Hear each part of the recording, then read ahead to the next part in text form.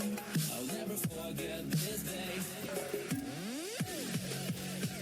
Watch your six. There's gotta be more bowlers out there.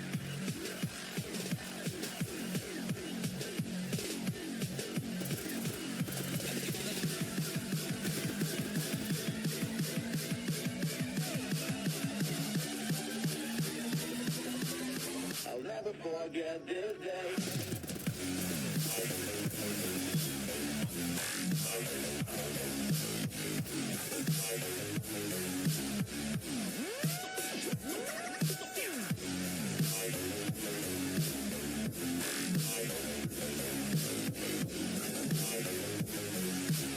I'll never forget this day.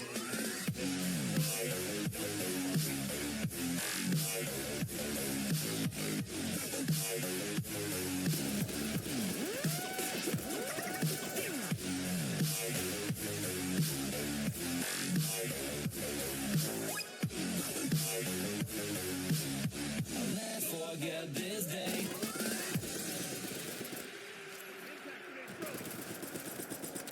I'm gonna throw my memories away. Now I feel I'm down, and I'm cursed by every day till my time is gone. I've never felt this way before, and now I know this all for sure. I won't forget your last betray. I'll never forget this day.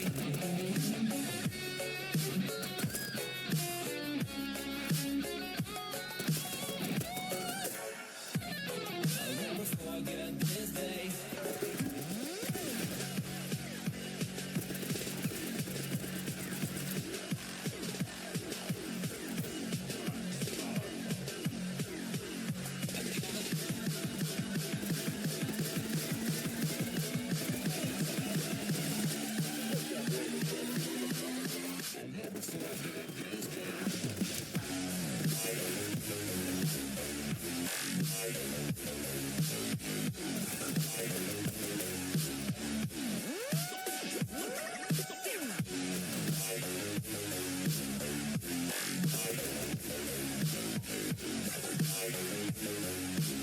I'll never forget this day.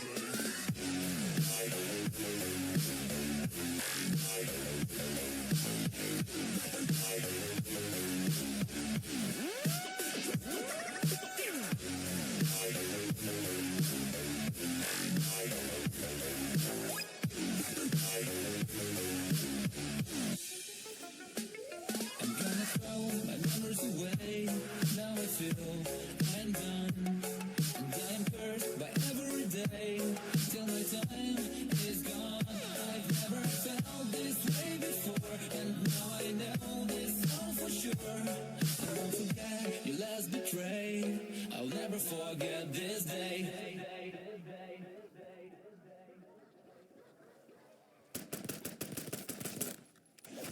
Oh, I know how to get shit done. Alone inside a crowd, 'cause I can't see you anywhere. 'Cause I'm the one who knows what I should go. No, I don't wanna let you down. You just wanna know how far I will go, 'cause you know I'll stay around. So let me know where to go. Let me know where to go.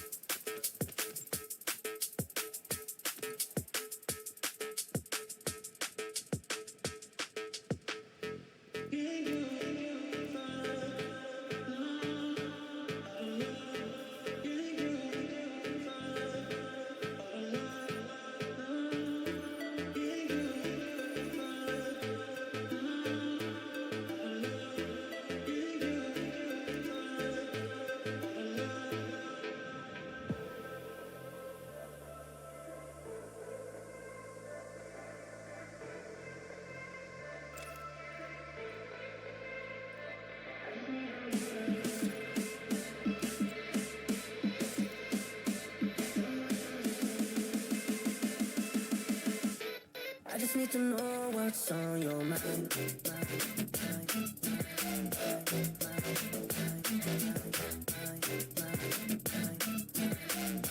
You can call my name, I'll be alright.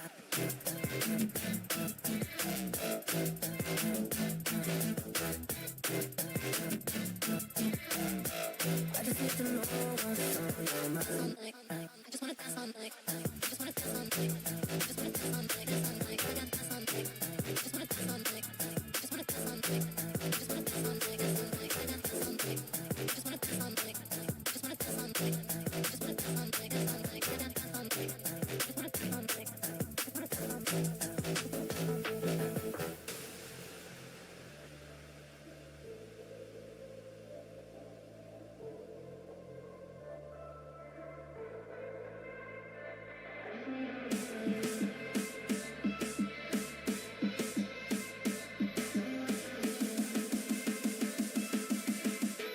I just need to know what's on your mind.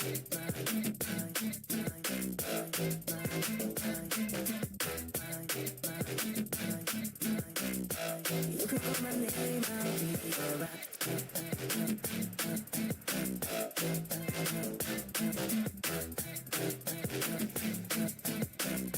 I just need to know what's on your mind. I just wanna dance all night. I just wanna dance all night. I just wanna dance all night. Dance all night. I gotta dance all night. I just wanna dance all night. I just wanna dance all night. I just wanna dance all night. Dance all night. I gotta dance all night. I just wanna dance all night. I just wanna dance all night. I just wanna dance all night. Dance all night. I gotta dance all night. I just wanna dance all night. I just wanna dance all night.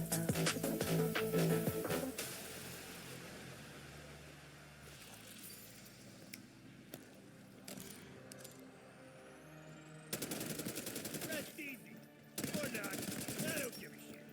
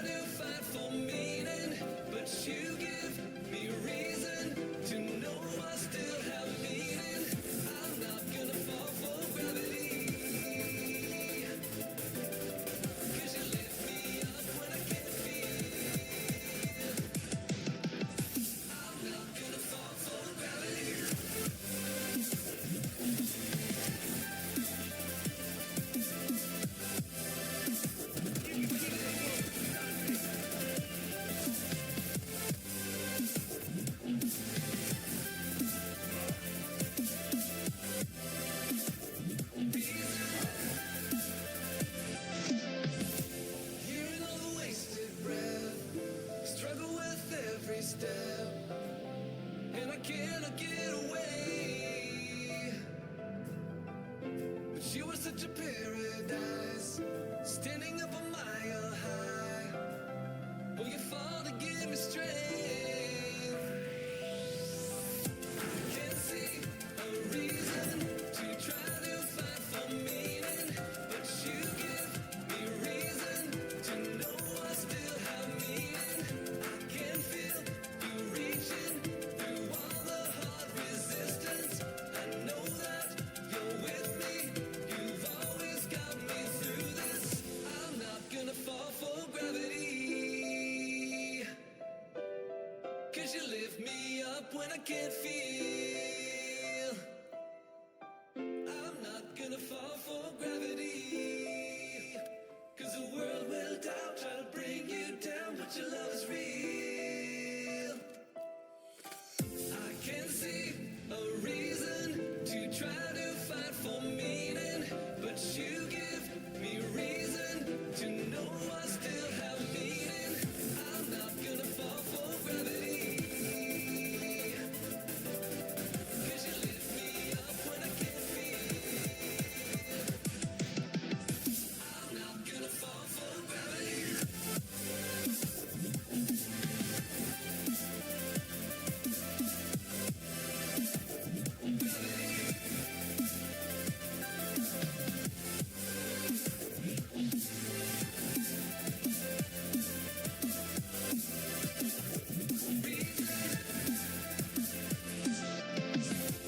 Hearing all the wasted breath, struggle with every step, and I cannot get away.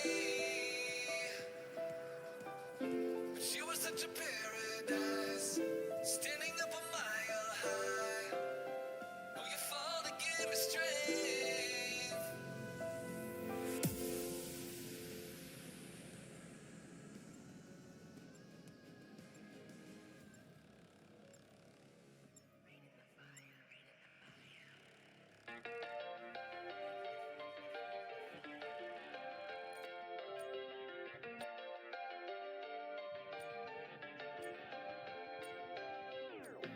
How could you ever love me? You don't even see me. I'm hanging around, wasting time, hoping that you drop by. Capture the objective. And I don't pretend to know what you want. I don't even know where to start, but I'm willing to try. Even if you push me under, it's only gonna make me stronger. It's only gonna feed my hunger. Say the words, say the words. Even if the tide stops turning, even if the world keeps burning, nothing's gonna stop this feeling. Say the words, say the words.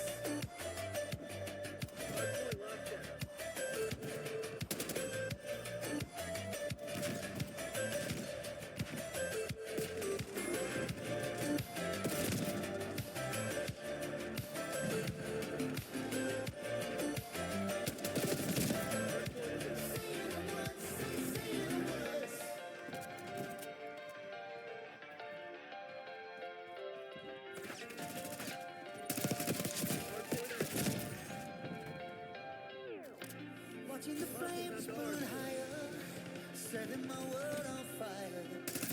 Nowhere to run, nowhere to hide, risking it all on you. And I don't pretend to know how you feel. Either you won't or you will, but I'll give it a try. Even if you're too blind to see, and even if you look right through me, I never thought it would be easy. Say the words, say the words.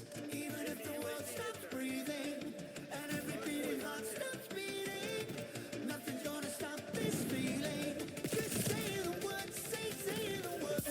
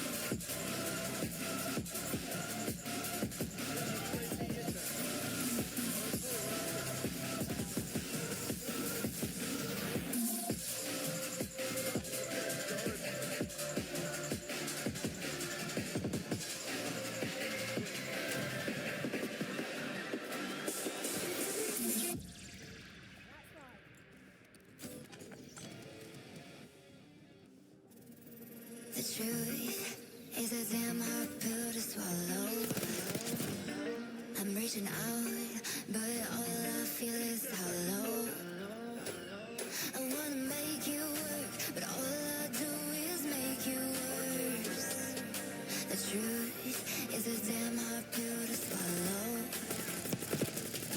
Don't you wanna come on over? Don't you wanna work it out? Don't you wanna love me better, love me better, love me now? Don't you wanna fix our problems? Baby, I can show you how. Don't you wanna love me better, love me better, love me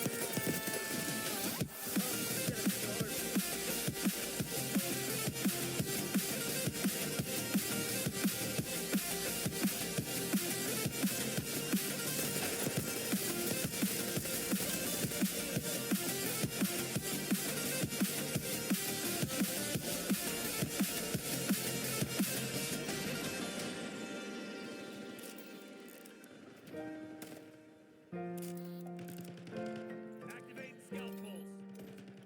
Hardpoint located. Hardpoint is secure. Don't you wanna come on over?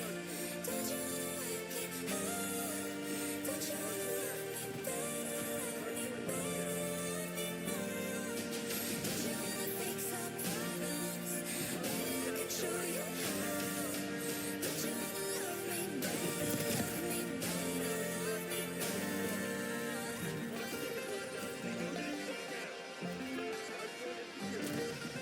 Don't you wanna love me better, love me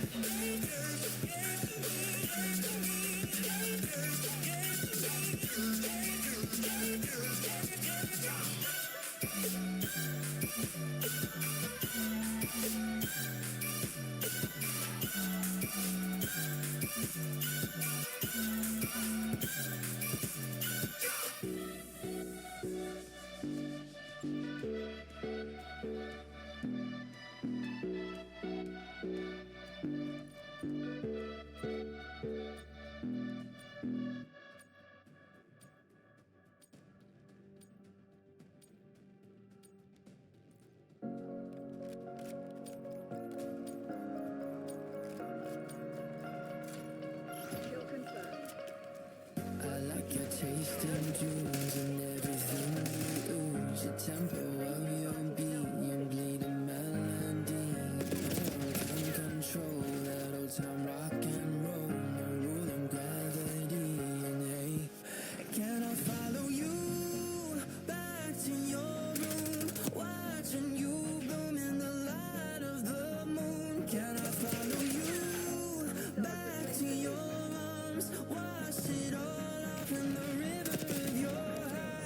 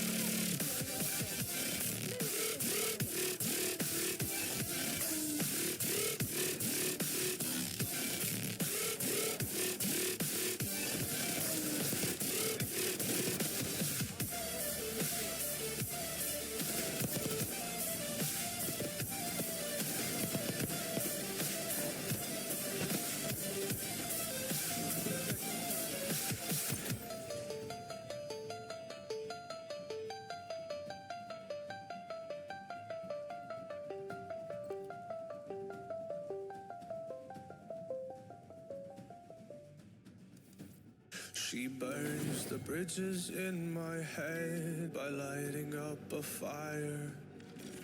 Bury my old thoughts instead so you could feel the same. I live alone with you inside my mind.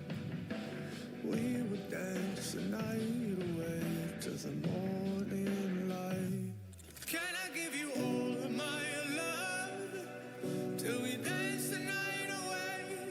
Can I give you all of my love till we dance the night away? And we give you all my love, all my love, all my love. And we give you all my love, all my love, all my love. Yeah, yeah.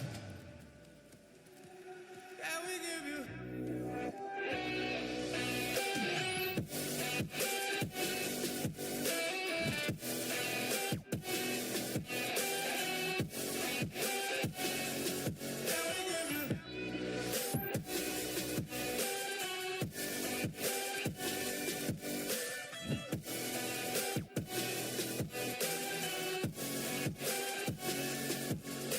You look so good in the morning light, reflections in my mind. Missing the fights, I don't care if I'm right, let's just buy a bit more time. I live alone with you inside my mind. We would dance the night away till the morning light. Can I give you all of my love till we dance the night away? Can I give you all of my love till we dance the night away? And we give you all my love, all my love, all my love. And we give you all my love, all my love, all my love. Yeah, yeah. And we give you.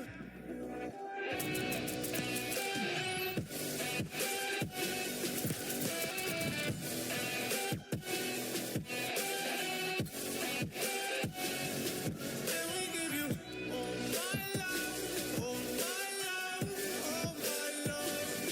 And we give you all my love, all my love, all my love. Yeah, yeah.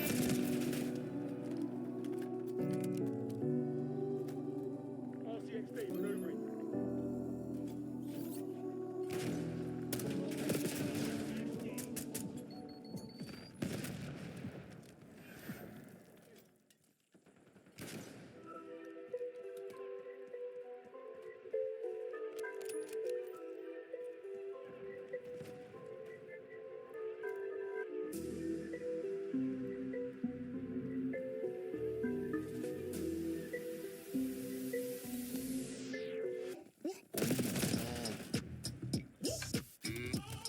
Let me show you what I got. This beat is so hot. Oh my God. Is that bullshit? I think not. Let me show you what I got. This beat is so hot. Hey, yo, who made it? I think not. Oh my God.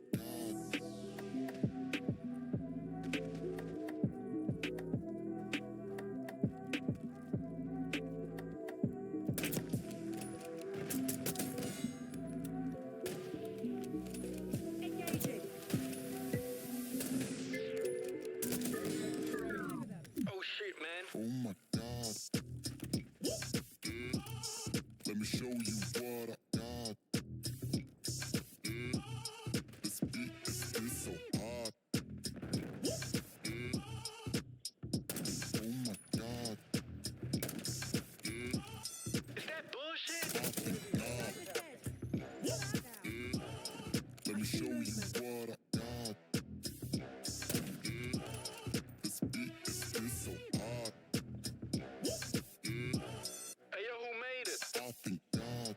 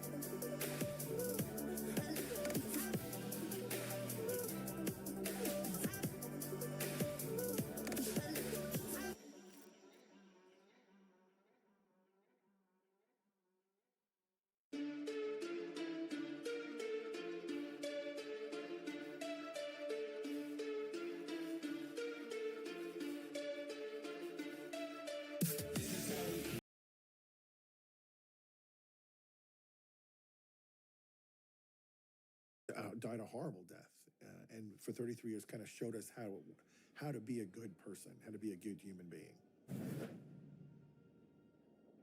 1 in 5 of us has learn a new language on our bucket list. Not sure what's up with the other 4, but if you're that one, make this your year to finally learn a new language with Babbel. Wasting hundreds of dollars on private tutors is the old school way of learning a new language.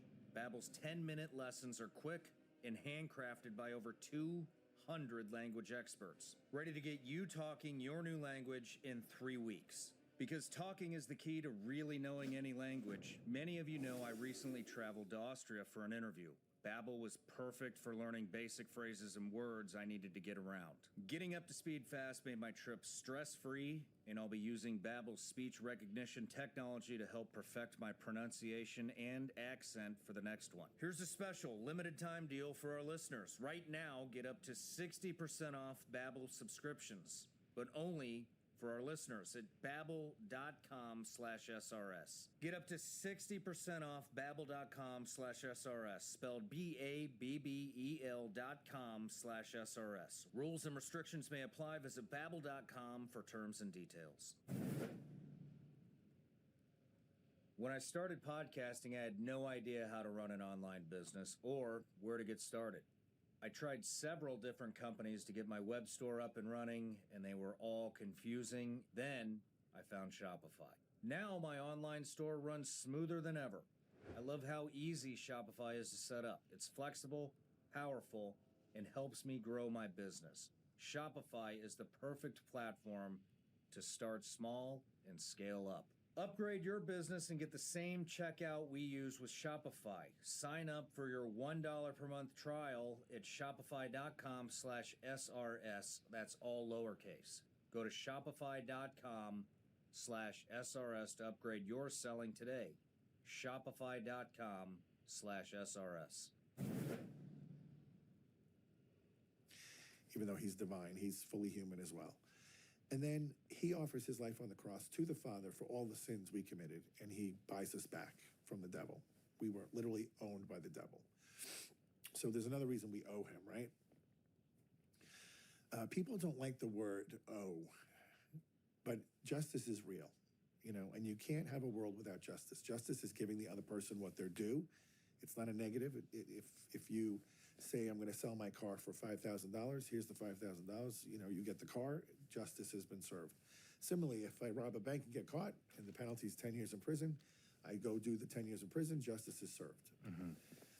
When it comes to God, giving God what he's due, we can't do because we are incapable of giving back what he gave to us because it's so great.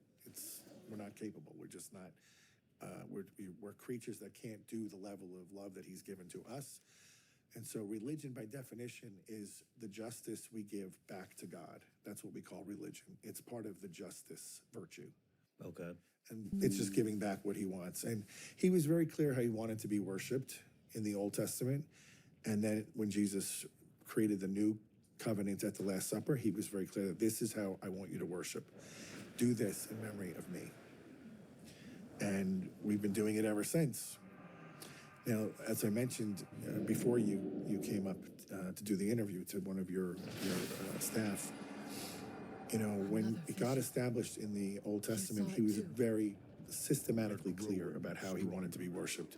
There would be an altar, a priest, and a sacrifice and blood.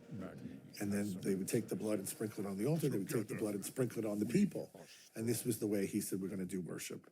Very messy. I mean, imagine that when you go to a mass, they sprinkle the holy water on the Easter Vigil. Imagine if I'm sprinkling blood on people. Yeah. It's incredible. Like, you never would forget that. You'd be like, wow, that was intense. I'll go ahead and pack this And what kind of blood? The animal's blood. Bulls, goats, lambs, oxen, a lot of blood, tons. They would collect it in these bowls, and half would go on the altar, and half would get sprinkled over the people. Why blood? Why blood from an animal? Because the Jews always believed the life was in the blood. Okay. And they were offering this life as atonement. They had no way to have sins forgiven, but they would at least follow the regimen the Lord gave them to do the worship, and that was their way of obeying. Why do we have to obey? Conversation Why did God initiated. allow Glad you evil? complied. There had to Follow be me down something to in the the garden archive, and I'll show that you was what Jasmine forbidden and from I- Adam and Walk Eve in the in order night. that they could show Bring that out of Paradise love for warmth God, they to would those obey in him. need. That's the only way you can show you love somebody, is by actually doing what they ask you to do. If there was no rule at all, how do you know? How do you know if you're really going to step up and love him? It's the same with like your kids. If you say to them, please don't do this, this, and this, primarily because it would be bad for you and it could hurt you, but also respect your mom and dad, don't do that. And then they don't do it because they love you, and that's how you know they're actually giving you the respect that you deserve. So that's why God put that tree in the center of the garden and said, do not touch or eat of that fruit. They could have everything else. And there was no work back then. Everything grew on its own. Everything was perfect. They walked with God every afternoon in the breezy time of the day. But the deception of the devil was, first of all, he starts talking to Eve. And he goes, did God really say you cannot eat of any fruit in the garden? So he twists what God said. And she goes, no, he didn't say any. He said just the tree, that fruit. And then the serpent goes, oh no, surely you will not die. Your eyes will be opened. You will be like God. So now Eve, for the first time, and she's completely happy up to this point. She has no wants in her life. She thinks now suddenly God's holding out on her, that there's something that's going to make her more happy if she gets it. And he tricks her. And she gets her to, the serpent gets her to eat it, and she gives some to Adam. He eats it, and then their eyes are open. They realize they've committed the worst possible sin they could do. And it drags all of us down. But God doesn't despair there. He has a plan. It's a rescue mission.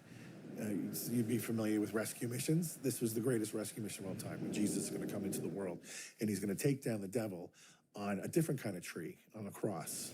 So where the first sin entered the world from a tree, now redemption comes through a tree.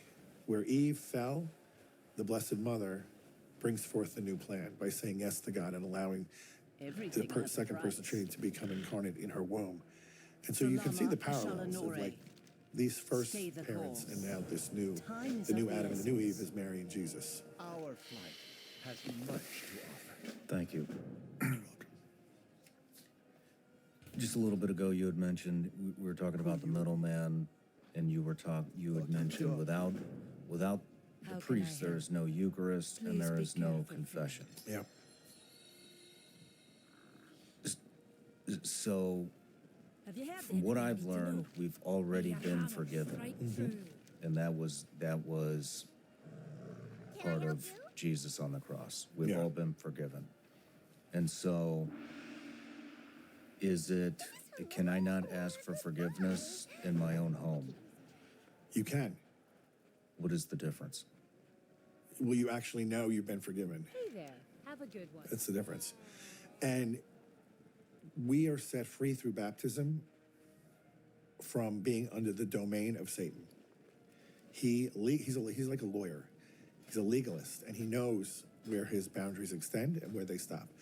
The minute we're baptized, this is what I tell parents all the time, please don't wait for Aunt Sally to fly in 3 months for the baptism. Just baptize the kid right away.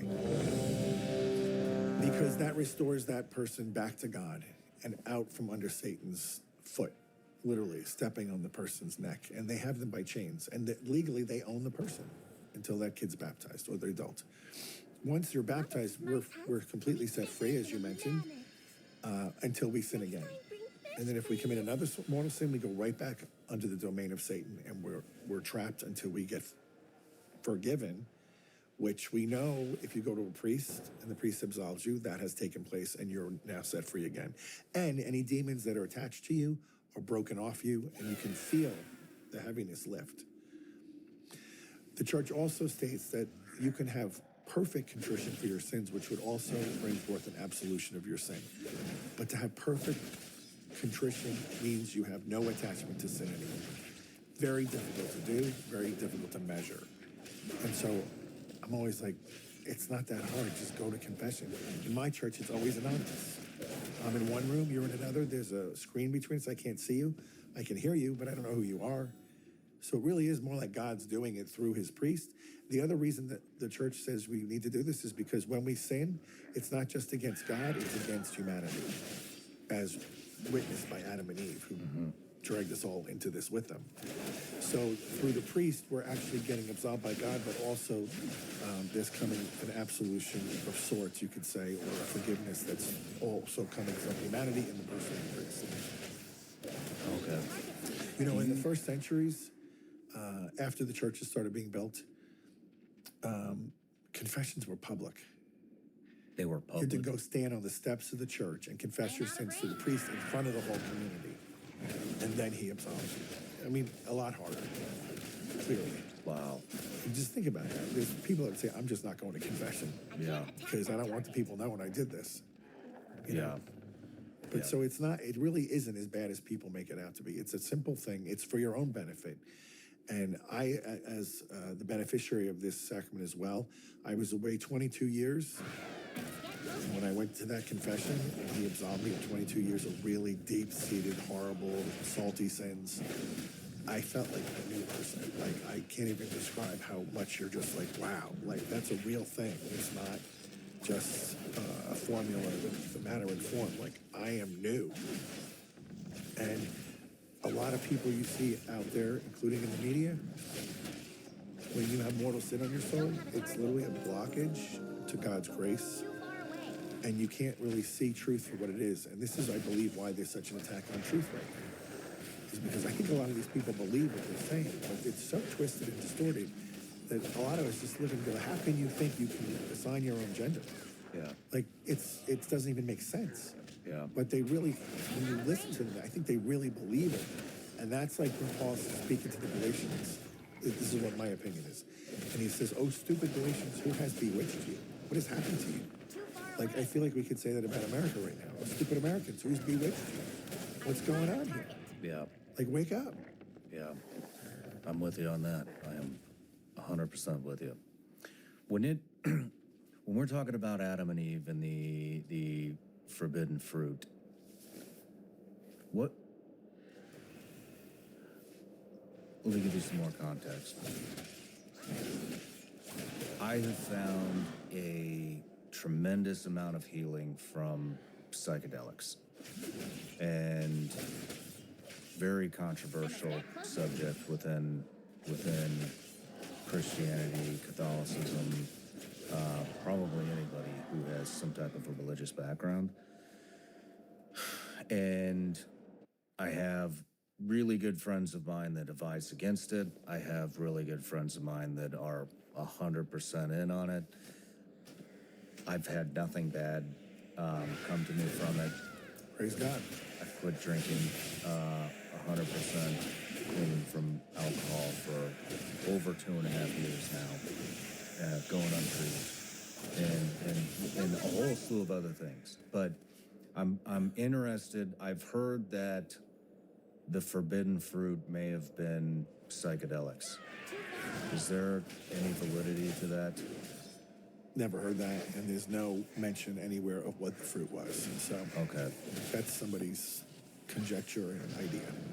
Okay. What is your? Do you feel that a lot of people also say that psychedelics will open you up to a spiritual realm where demons can it kind of like opens you up where demons can get in if you're not careful. What I'm just curious. Do you have any thoughts on that, or is that a Well, topic of I know discussion? drugs in general are a big open door for spirits, bad spirits.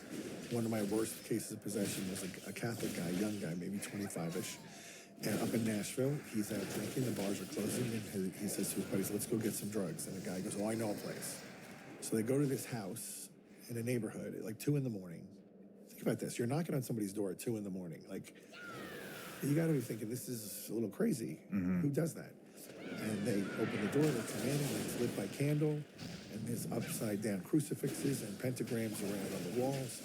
And I said to this young man, when I'm interviewing, I go, like, what happened to your spidey senses? Like, nothing went off when you saw this stuff? He's like, I just wanted the drugs. So he gets some, I think it was crack. As soon as he smoked it, he felt the demon enter him. And that was the beginning of about a 6-month ordeal to get it out.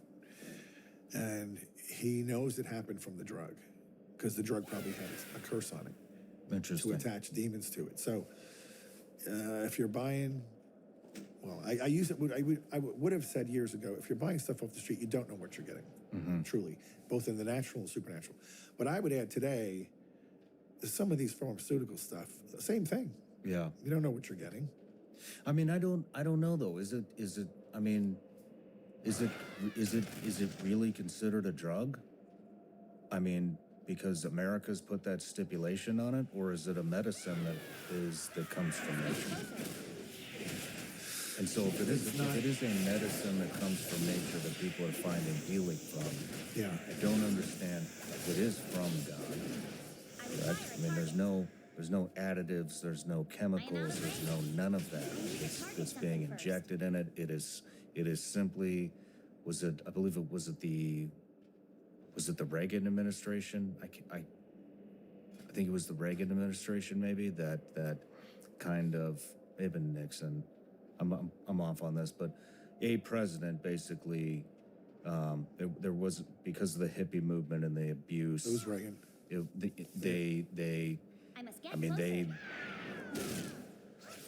They scheduled it as some type of a drug or narcotic. But I mean, coming out with all the research, going too heavy with this, it's helping a lot of people. And so I'm curious what your thoughts are. It's kind of out of my realm. Okay.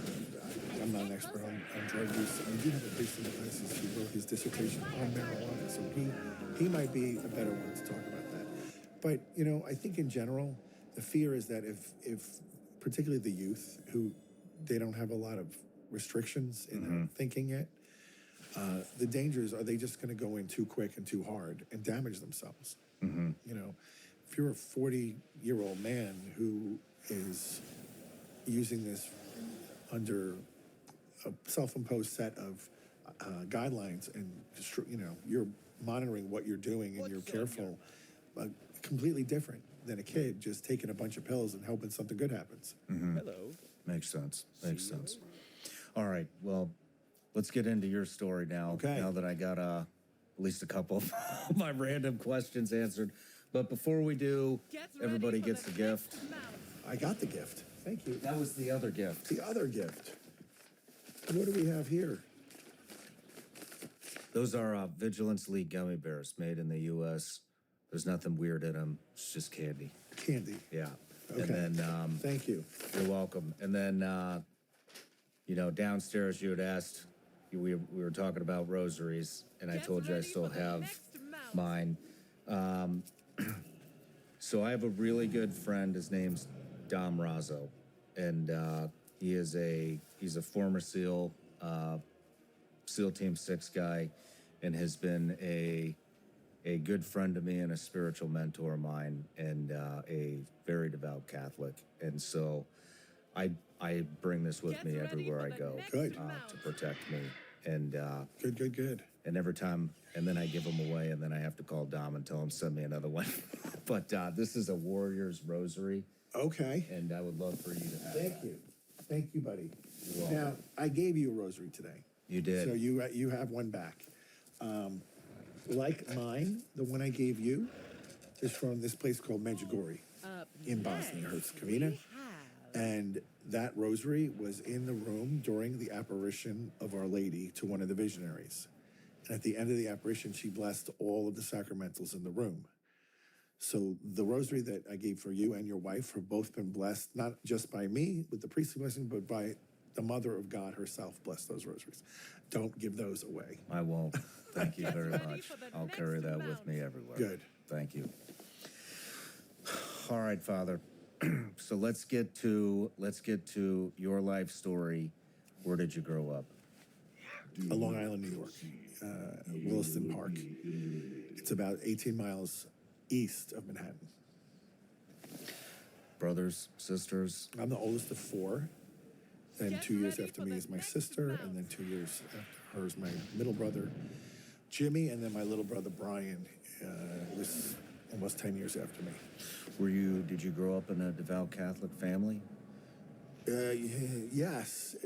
There really was no devout Catholic in 1965 because Vatican II did such a number on removing Get ready for the next the round. awe and the splendor of God from the Mass, sort of.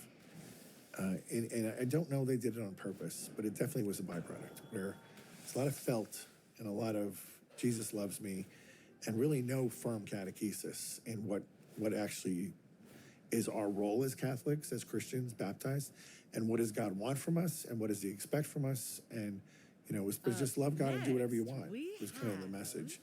So, but my parents were good Catholics. We went to Mass every Sunday. They prayed the Rosary. They were. I remember the first time I recognized my dad kneeling at Mass. Like, it's a powerful image to see your father kneeling when he was a New York City fire chief, a big tough guy. So, to see him kneel made an Get impression on ready me. for the next mount. Has the church come back around? In many ways, yes. Okay. Pope Benedict opened the door, allowed the sacrifice of the Mass that took place up to Vatican II, which is the extraordinary form they call it now, which is in Latin, where the priest says this back to the people, but it brings Get forth a ready greater for the reverence next in the round. Mass for a number of reasons, but we don't need to go into that. But also, a lot of the priests who are leaning towards the more liberal side of the spectrum, and who were lobbying for women priests, who were lobbying for married priests, who were lobbying for all these things, gay marriage. They're pretty much run their cycle, and they're about over. And the new priests, the young guys, are going back to the traditional principles of the faith. And it's the orthodoxy that never left, but it was really put under the carpet and hidden away for about 40, 50 years. Interesting. So was that taught, and now it's expiring, or is it just how things The ended? liberal principles? Yes. The church is definitive on its teaching, and it always has been. There can only be men priests because they follow what Jesus did. He chose 12 men. There were priestesses in other pagan religions at that time, so it wasn't off the table. He could have done that. His mother is the holiest person that was ever created, who's not divine. She would have been the best priest if you were going to allow anybody, because she's perfect. I mean, she had no sin in her. But he chose no. These will be these 12. So that's never going to change. Can priests be married? They sure can. We know Peter had a wife. He had a mother-in-law, so he had to have a wife. And we've had married priests for, probably 4 or 5 centuries in the church. But after a while, it became an issue for raising families. How do you raise a family if you're just going to keep picking up people and moving them, and they don't own the land, and the church owns the land, and how do we distribute the property, and all? It became a big headache. And for many other reasons, the church just said, we want the priest to be focused on his flock, specifically, and that's why we're going to impose on him this promise of celibacy. Is there any friction within the church on that, especially in the priesthood? I don't see it. I mean, so in the church, there's the God-imposed rules or laws, and then there's man-imposed, okay? The man-imposed ones can be changed, and that's not a problem. The ones that God set forth, we are untouchable. We can't change those things. It was through the popes where they decided to embrace celibacy rather than marriage. So that can be changed back with no problem. Pope has the authority to do that.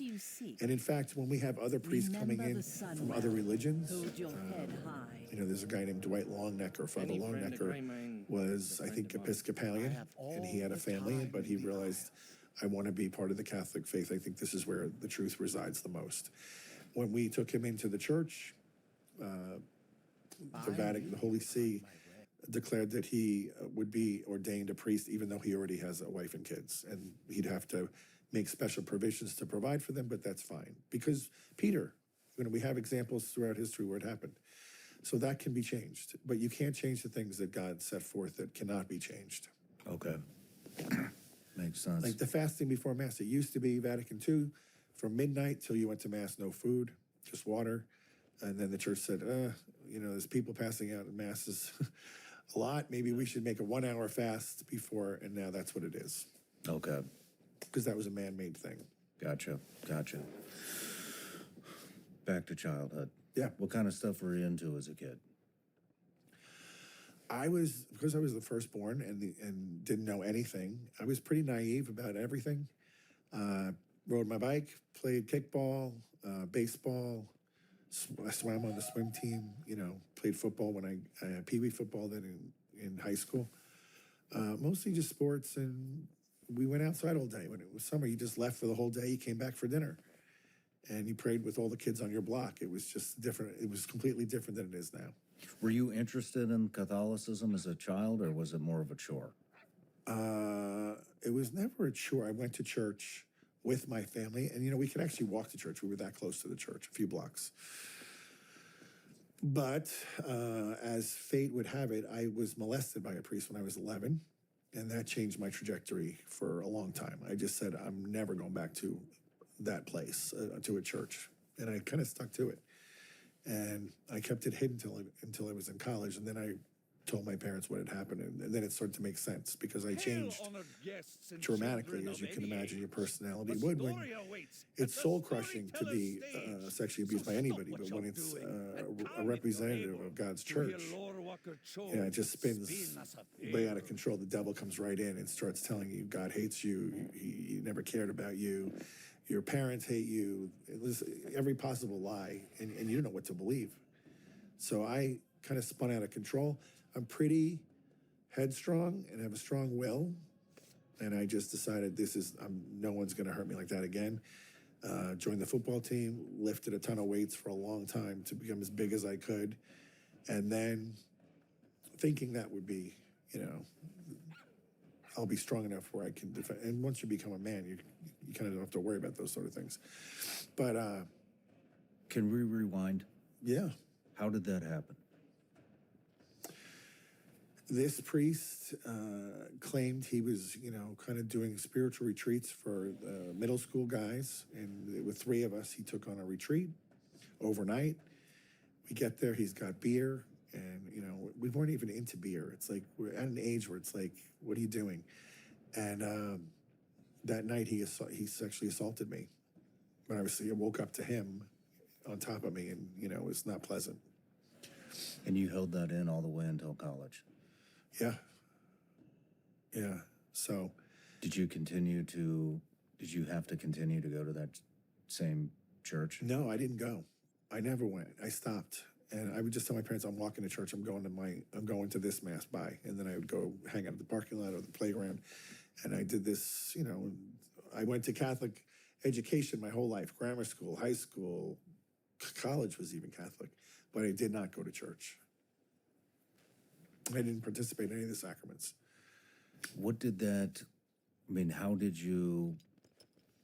How did you overcome that there's so many kids out there, even just on this show.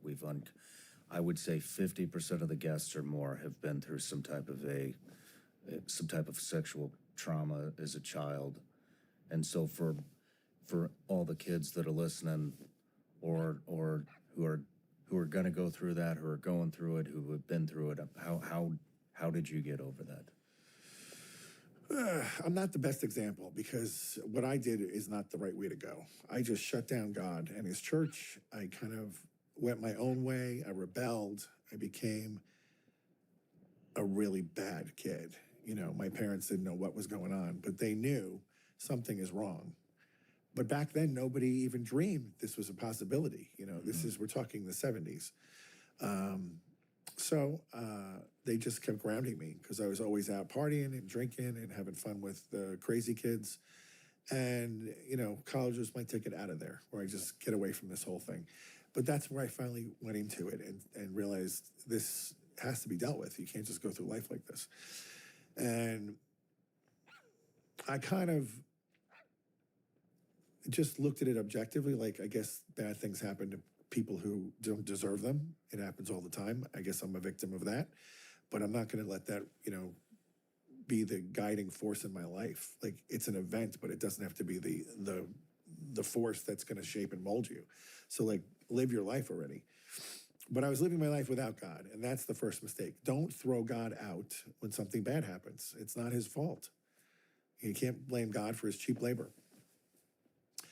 So I would say if you're a kid and something bad has happened to you, tell your parents, regardless of how embarrassing it was or how shameful it was or whatever. They got to get involved, because the only way you're going to get quick help is when they know something has happened. Now, if your parent is the part of the problem, if they're abusing you, then you have to get help from somebody else. Go to a teacher. How do you feel that the Catholic Church deals with this? I mean, it has been a reoccurring problem within the church. Again, I'm not probably the most informed, but probably more than the lay people. I think a lot of good provisions have been put into place to stop this. But my own case, I was one of 17 from the same priest. One of 17. So that could have been prevented long ago, before I was even, on the horizon there. The bishops kept moving him, and that's what happens, So I blame the bishops. They could have prevented this. And I'm not going to make any excuse for them at all, because like one kid is enough to say, no, we're not going to let that happen again. But right here in Franklin, I mean, there was just a priest removed a few months ago. So it's still not completely over. Yeah. And you got to go back to the seminaries and say, you got to have better detection systems when somebody is open to this sort of sexual behavior. There has to be a way to screen it. There has to be. When I first came back to the faith, I found a priest in New York who I really liked. He was a Franciscan friar, the Renewal, Father Benedict Rochelle. He also was a psychiatrist. And he told me he'd interviewed probably 1,000 priests who did these things to kids, usually in prison. And what he noticed with all of them is they had stopped praying. He would just say, when did you stop praying at your office, the breviary? It's the one prayer we have to pray every day. We don't have to say Mass every day. We have to pray this set of prayers. It's the only promise we take, is to do that in obedience to our bishop. And they would all say, how did you know? And he said, because I've been interviewing you guys for years now, and it's the common denominator. Now, that doesn't take away the problem. If somebody has an inherent problem that they're attracted to children, even praying is not going to be enough, I don't think. But you can see that was a factor. They gave up praying, and they basically threw in the towel, and they gave in to the desires. But there has to be a model that you can be screening in seminary to figure out. I mean, I have to believe they know they have this desire. We know what we want. We know what attracts us, what makes us, get aroused. And if that's you, for the sake of the kingdom of God and for your own soul, admit it and get out of there and get help. Like, that has to be an option that they give on day one. If this is something you're attracted to, we want to help you, but you cannot be ordained. Do you think this was actually a Patreon question? I didn't want to kick the interview off that heavy. But do you think that if they were allowed to marry, do you think that do you think this would solve a greater portion of the problem? No. They're not interested with sex with women. Clearly. I mean, that's not what they're looking for. Yeah. And no one's going to put themselves into a marriage and look at the poor woman in a marriage that's a ruse, that's just a shield. The woman's going to know pretty quickly, he's not interested in me. He never wants to sleep with me. So, like, what is he looking for then? That's what they were looking for. Wow. Well, thank you for sharing that. Sure. I'm sorry that happened.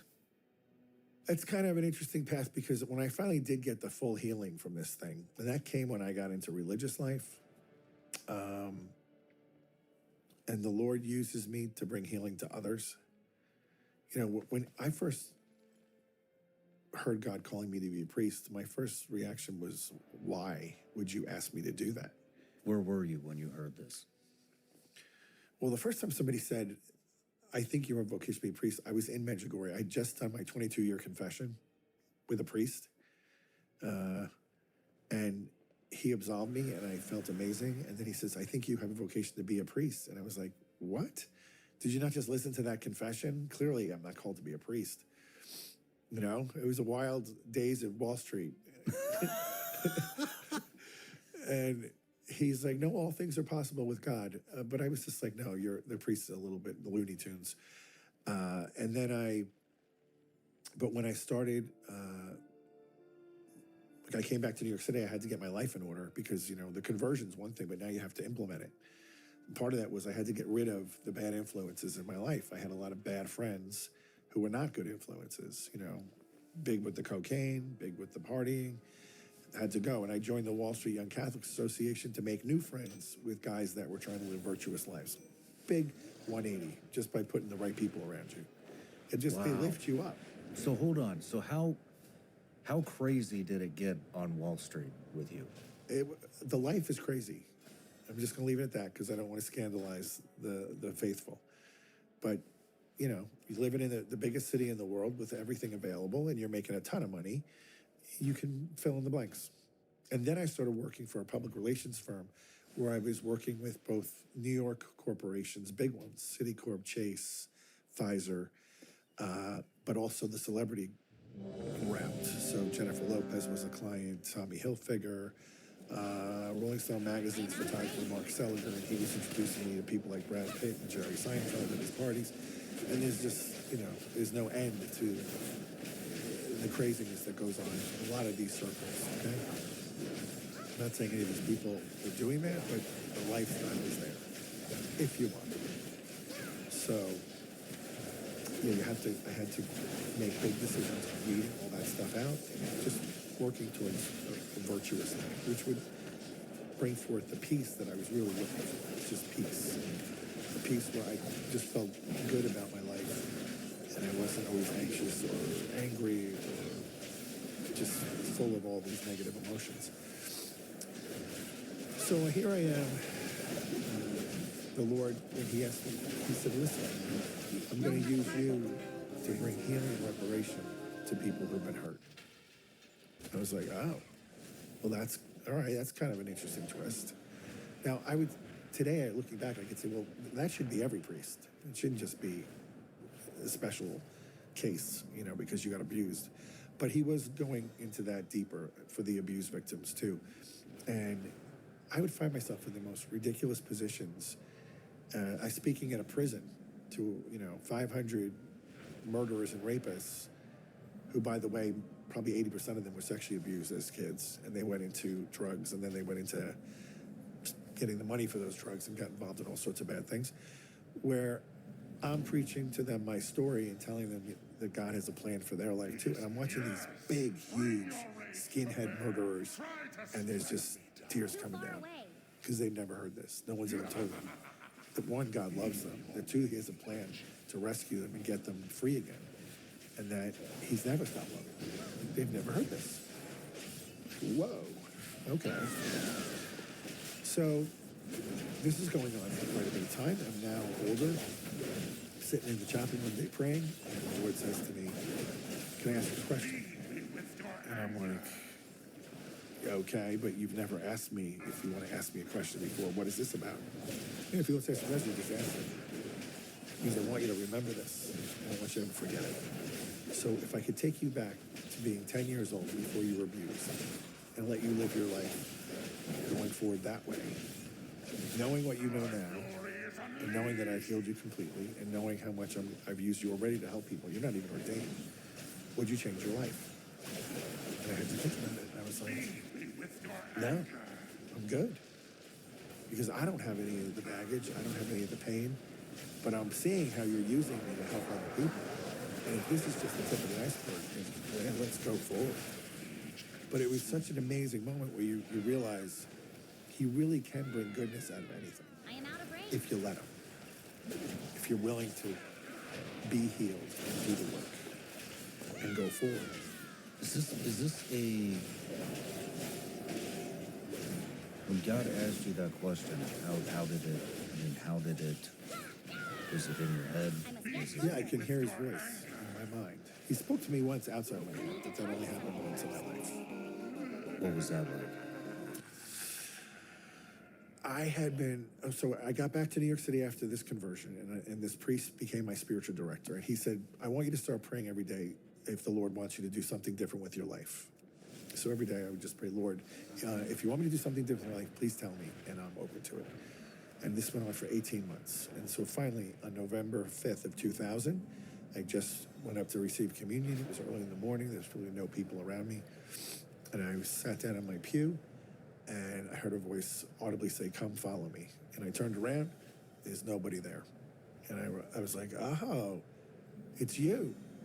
You know, it's been 18 months. This is the first time you've spoken to me, by the way. And I go, sure, I'm going to follow you. I don't know where we're going, but I'm going to follow you. Let's go do this. And that was the only time I've heard that voice right outside. And then on the inside your head, like what we were just talking. It's just clear as a bell to me. I just know when he's speaking. I know it's him. This just happened to me actually a week ago. I'm finishing a mission in Cleveland, but it's 80 miles outside of. Was it Cleveland or Pittsburgh? It was Pittsburgh. 80 miles outside of Pittsburgh. And the mass was at 8 a.m. and my flight's at 10:43. And I'm like, this is going to be tight. And the priest that I'm doing the mission for says, maybe you should go at like 7:45 and just miss the mass, just to be sure. And I'm like, no. I feel like if I believe the most important thing that happens on the planet is the mass, I'm going to go to mass, and we'll see what happens. So the mass ends at 8:30. We jump in the car. We head out. It starts raining, and I'm like, because I hate the airport. It's one of the biggest near occasions of temptation I have is to get so angry at the airport. So I'm just kind of like, okay, what is going on here? So it's very clear we're going to get there very late. And so I start thinking I should probably be rescheduling my flight, booking something later, and I hear the voice say, do you trust me? And I know it's him. You know I trust you, but there's a practical side to life too. Like, if I roll up and the plane's gone, obviously I'm going to miss it. He goes, do you trust me? I go, yeah. He goes, put your phone away. I'm like, okay, so I'm not going to do the phone thing. We pull up at 10:30 on the docks at the curb. I have to go into the airport, up 2 escalators, get through security, get on a train that takes you over to where the terminal is, and then get to my gate, which is like number 43C or something. And I'm just like, impossible. This is never going to happen. I'm already down, and I get up there, and I have clear, but there was like 10 people ahead of me. They go every other, it takes forever. And this TSA lady grabs me and goes, just come over here, Father. She takes me to TSA. I don't have to take my shoes off, I don't have to take the belt, I don't have to do anything. She throws my bags on a belt. There's nobody in this lane at all. And she goes, just walk through the thing, go. And I'm like, what is happening here? And I walk out, grab my bags, I go. The shuttle doors are waiting, open. There's nobody on the train but me. And normally they wait for like 5 minutes to, fill up a little. I get on and they shut and they go zooming to the other end of the terminal. Doors open and it drops me out at like gate 25. So I'm already just like 2 gates away. And I get there and it's like 10:40. I have 3 minutes and the gate is empty. There's nobody there. And there's not even an American rep. And I'm like, just missed it. And the door opens to the flight path to the plane, and it's an American guy. He goes, hey, he's here, hold the plane. Hey there. And he rushes me down the little gangplank onto the plane. I sit in my seat, and we take off.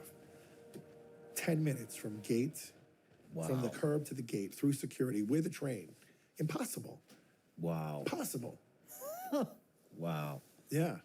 When he does stuff like that, I shouldn't get amazed, but I do get amazed. I'm like, what? I even took a picture of my watch, and I texted it to the priest that dropped me off because he was apologizing. He's just like, I'm so sorry you missed your flight.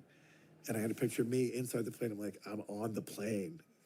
He's like, what? Wow. What do you think about reoccurring numbers like 444? Happens to me all the time. What is that?